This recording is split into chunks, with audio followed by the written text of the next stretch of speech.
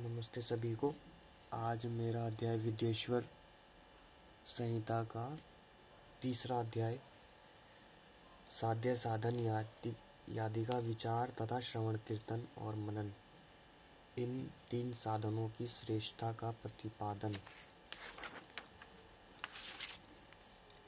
व्यास जी कहते हैं, सूत जी का यह वचन सुनकर वे सभी महर्षि बोले, आप हमें वेदांत सार सर्व स्वरूप अद्भुत शिव पुराण की कथा सुनाइए।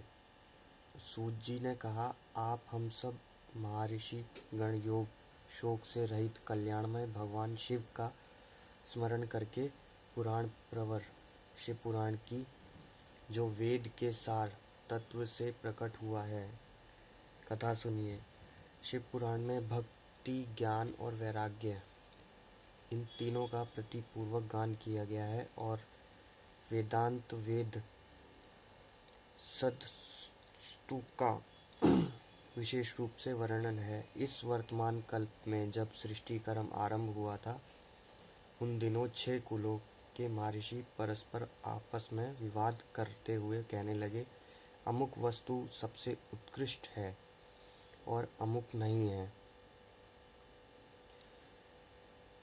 उनके इस विवाद ने अत्यंत महान रूपी धारण कर लिया। तब वे सब के सब अपनी शंका के समाधान के लिए सृष्टिकर्ता अविनाशी ब्रह्मा जी के पास गए और हाथ जोड़कर विनय भारी वाणी में बोले, प्रभु, आप संपूर्ण जगत को धारण पोषण करने वाले तथा समस्त कारणों के भी कारण हैं। हमें यह जानना चाहते हैं कि संपूर्ण तत्वों से परे परात्पर पुराण पुरुष कौन है। ब्रह्मा जी कहते हैं, जहाँ से मन सहित वाणी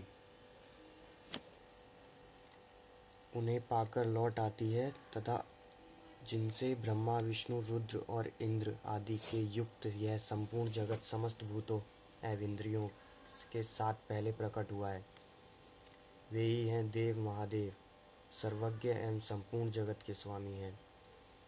ये ही सबसे उत्कृष्ट हैं। भक्ति से ही इनका साक्षात्कार होता है, दूसरे किसी उपाय से कहीं इनका दर्शन नहीं होता। रुद्र, हरि, हर तथा अन्य देवेश्वर सदा उत्तम भक्ति भाव से उनका दर्शन करना चाहते हैं। भगवान शिव में भक्ति होने से मनुष्य संसार बंधनों से मुक्त हो जाता है। देवता के कृपा प्रसाद से उनमें भक्ति होती है और भक्ति से देवता का कृपा प्रसाद प्राप्त होता है। ठीक उसी तरह जैसे यहाँ अंकुर से बीज और बीज से अंकुर पैदा होता है, इसलिए तुम सब ब्रह्मर्षि भगवान शंकर का कृपा प्रसाद प्राप्त करने के लिए भूतल पर जाकर वहाँ सहस्त्रों वर्षों तक चालू रहने वाले एक विशाल यज्ञ का आयोजन करो। इन यज्ञपति भगवान शिव की ही कृपा से वेदोक्त विद्या के सारभूत साध्य साधन का ज्ञान होता है। शिव पद की प्राप्ति ही साध्य है, उनकी सेवा ही साधन है तथा उनके प्रसाद से जो नित्य नैमित्तिक आदि फलों का और से निस्पृह होता है, वही साधक है। वेदोक्ता कर्म का अनुष्ठान करके उसके महान फलों का भगवान शिव के चरणों में समर्पित कर देना ही परमेश्वर पद की प्राप्ति है। वही सालोक्य आदि के कर्म से प्राप्त होने वाली मुक्ति उन पुरुषों की भक्ति के अनुसार उन सबको उत्कृष्ट फल की प्राप्ति होती है। उससे मन भक्ति के साधन अनेक प्रकार के हैं, जिनका साक्षात महेश्वर ने ही प्रतिपादन किया है। उनमें से सारभूत साधन को संक्षिप्त करके मैं बता रहा हूँ। कान से भगवान के नाम का गुण और लीलाओं का श्रवण, वाणी द्वारा उनका कीर्तन तथा मन के द्वारा उनका मनन, इन तीनों का महान साधन ही कहा गया है। तात्पर्य यह है कि महेश्वर का श्रवण, कीर्तन और मनन करना चाहिए। यह श्रुति का वाक्य हम सबके लिए प्रमाणभूत है। इसी साधन से संपूर्ण मनोरथों की सिद्धि में लगे हुए आप लोग परम साध्य को प्राप्त हो। लोग प्रत्यक्ष वस्तु आँख से देखकर उसमें प्रवृत्ति होते हैं, परंतु जिस वस्तु का कहीं भी प्रत्यक्ष दर्शन नहीं होता, उसे श्रवण इंद्रियों द्वारा जान सूझकर मनुष्य उनकी प्राप्ति के लिए चेष्टा करता है। अंत पहला साधन श्रवण ही है। उसके द्वारा गुरु के मुख से तत्वों को सुनकर श्रेष्ठ बुद्धि वाला बुद्धिमान पुरुष अन्य साधन कीर्तन एवं मनन की सिद्धि करें। क्रमश मनन प्रत्ययन इस साधन की इच्छा अच्छी तरह साधना कर लेने पर उसके द्वारा सोलक्य आदि के कर्म से धीरे धीरे भगवान शिव के संयोग प्राप्त होता है।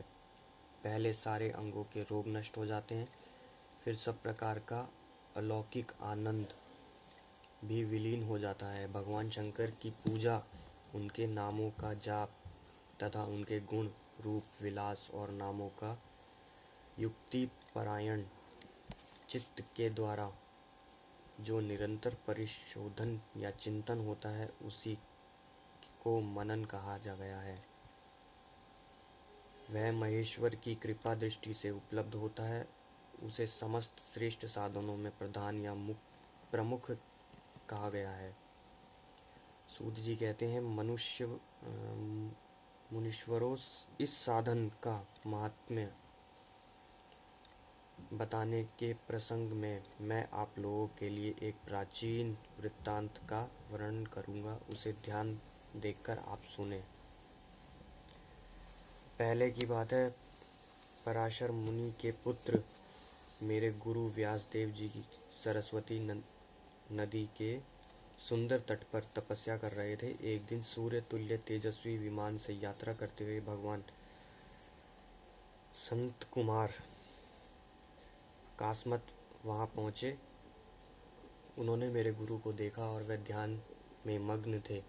उससे जगने पर उन्होंने ब्रह्मपुत्र संत कुमार जी को अपने सामने उपस्थित देखा। देखकर वे बड़े वेग से उठे और उनके चरणों में प्रणाम करके मुनि ने उन्हें अर्घ्य दिया और देवताओं के बैठने योग्य आसन भी अर्पित किया। तब प्रसन्न हुए भगवान संत कुमार विनती भाव से खड़े हुए और व्यास जी से गंभीर वाणी में बोले, मुने, तुम सत्य वस्तु का चिंतन करो। वह सत्य पदार्थ भगवान शिव ही हैं, जो तुम्हारे साक्षात्कार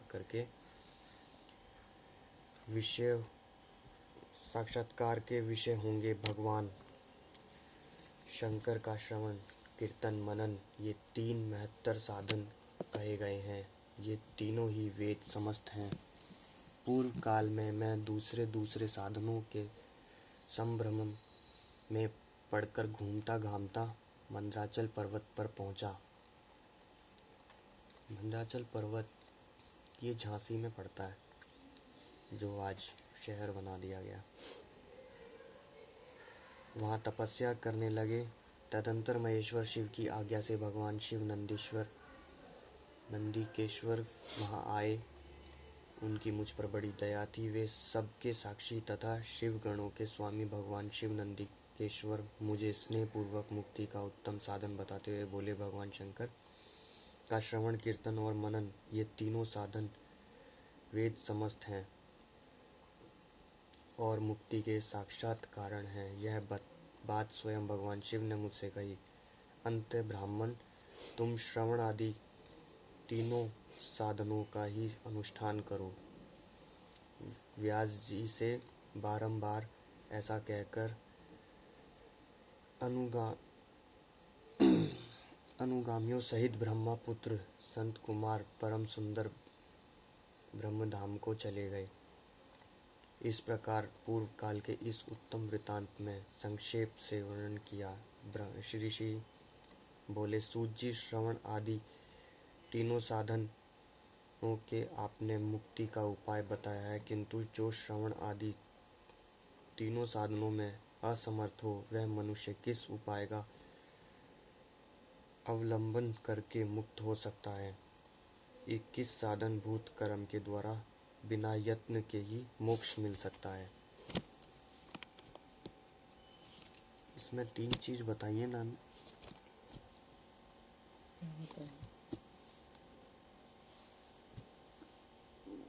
इसमें श्रवण, कीर्तन और मनन के बारे में बताया गया है, जिससे मुक्ति और मोक्ष मिल सकता है, जो आजकल के लोगों में है ही नहीं। जो बताते हैं ना, जो उपाय सब इसी में है।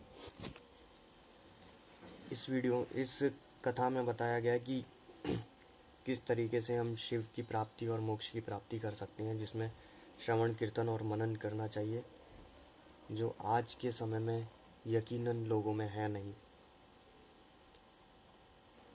और इस अध्याय में ऐसा कुछ खास बताया तो गया है नहीं।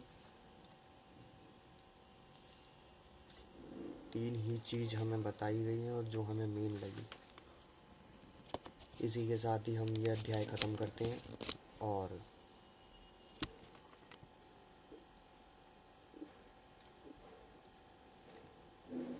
अगली वीडियो में हम पढ़ने वाले हैं भगवान शिव के लिंग एवं साकार विग्रह की पूजा के रहस्य एवं महत्व वर्णन।